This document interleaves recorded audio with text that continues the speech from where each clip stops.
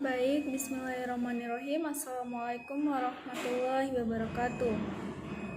Baik, perkenalkan nama saya Putri Nurmaini dari kelas A dengan NIM 7021110027. Baik, saya di sini akan menjelaskan sedikit materi tentang komunikasi sel.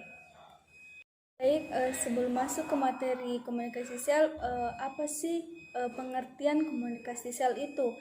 Nah, pengertian komunikasi sel adalah interaksi antara satu sel dengan sel yang lainnya ataupun antara sel dengan lingkungannya. Baik, materi selanjutnya itu yaitu gambaran umum pensinyalan sel. Nah, komunikasi di antara sel-sel ragi yang berpasangan. Nah, sel ragi Saccharomyces cerevisiae menggunakan sinyal kimiawi untuk mengidentifikasi jenis pasangan yang berlawanan dan mengawali proses perkawinan. Nah, yang pertama itu sel dan tipe pasangan A melepaskan faktor A yang melekat pada reseptor di sel berdasarkan dan tipe pasangan A. Nah, yang kedua itu pengikatan faktor-faktor tersebut ke reseptor akan menginduksi perubahan pada sel yang mengarah ke penggabungan atau perkawinan.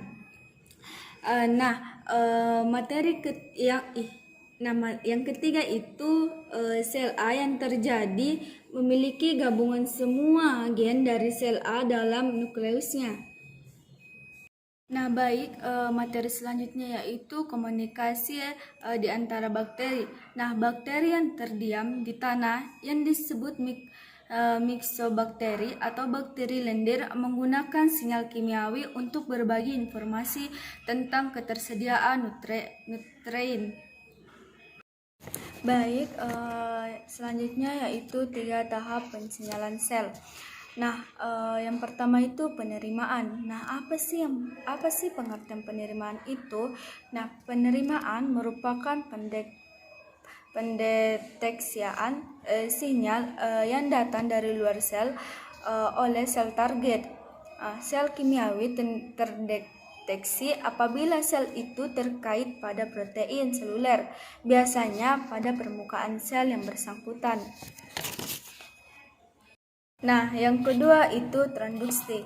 Nah, transduksi diawali dengan pengikatan molekul sinyal mengubah protein reseptor. Tahap transduksi ini mengubah sinyal menjadi suatu bentuk yang dapat menimbulkan reseptor seluler spesifik. Tahap yang ketiga yaitu respon. Nah, pada tahap ketiga pensinyalan sel, sinyal yang ditransduksi artinya memicu respon seluler spesifik. Respon ini dapat berupa hampir seluruh aktivitas seluler, katalis suatu enzim, penyusunan ulang sitoskeleton atau pengaktifan gen spesifik di dalam nukleus. Nah, baik, materi selanjutnya itu yaitu zat perantara kimiawi antara sel. Nah, yang pertama itu parakrin.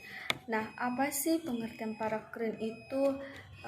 Parakrin adalah zat perantara kimiawi lokal yang efeknya hanya bekerja pada sel-sel di sekitar yang dekat dengan tempat pengeluarannya. Yang kedua itu neurotransmitter. Nah, adalah zat perantara kimiawi yang jarak kerjanya sangat pendek sebagai cara sel saraf atau neuron untuk berkomunikasi secara langsung dengan sel-sel yang dipersarapi. Nah, yang ketiga itu hormon. Zat perantara kimiawi jarak jauh yang secara spesifik disekresikan ke dalam darah oleh kelenjar endokrin sebagai respon terhadap sinyal yang sesuai. Nah, yang keempat itu neurohormon. Hormon yang dikeluarkan ke dalam darah secara spesifik oleh neurosekretorik. Baik, materi selanjutnya yaitu penerimaan sinyal dan inisiasi transduksi.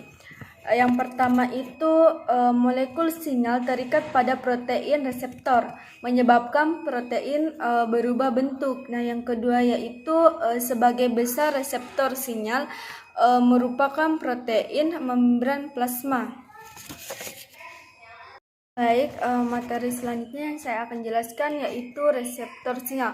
Nah, reseptor sinyal itu dibagi menjadi 4. Nah, yang pertama itu reseptor terkait protein G. Nah, yang kedua reseptor saluran ion.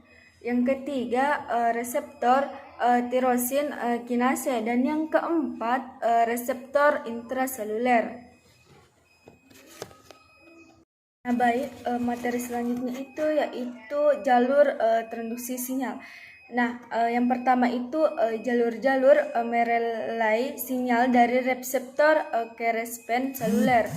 Nah, pengikatan molekul sinyal ekstraseluler akan memicu langkah pertama dalam interaksi molekuler ini. Nah, yang kedua itu molekul kecil dan ion kecil tertentu merupakan komponen utama jalur pensinyalan.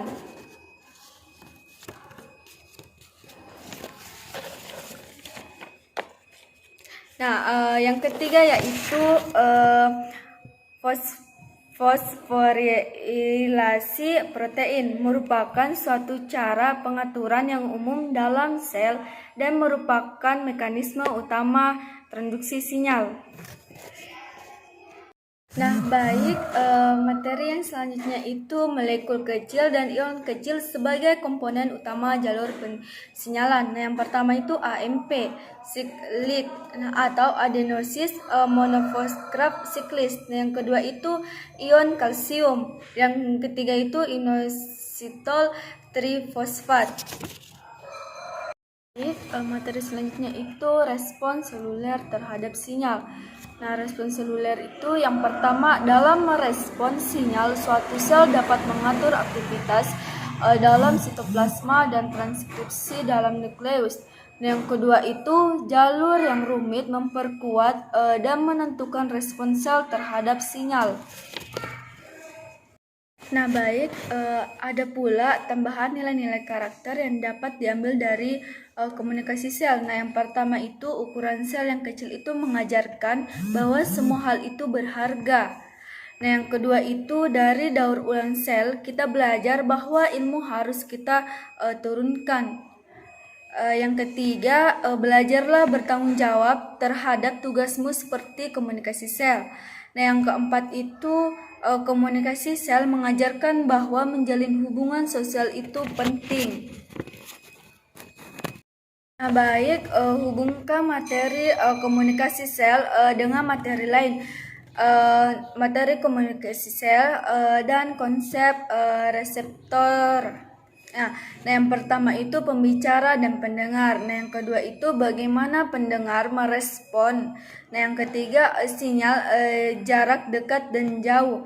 Nah, yang keempat itu respon sinyal, ada yang elektromagnetik atau cahaya dan ada yang mekanis atau sentuhan. Nah, selanjutnya itu reseptor protein membran. Selanjutnya itu pada multiseluler, penting komunikasi tingkat seluler untuk kehidupannya. Selanjutnya guna untuk terciptanya koordinasi aktivitas sel sehingga terbentuk organisme yang normal. Nah, selanjutnya itu sinyal yang digunakan sinyal kimia. Nah, baik, mungkin itu saja yang bisa dapat saya sampaikan. Kurang lebihnya mohon maaf karena kekurangan datanya dari saya dan kebenaran datanya dari Allah Subhanahu wa taala. Saya akhiri, wabillahi taufiq hidayah. Wassalamualaikum warahmatullahi wabarakatuh. Terima kasih.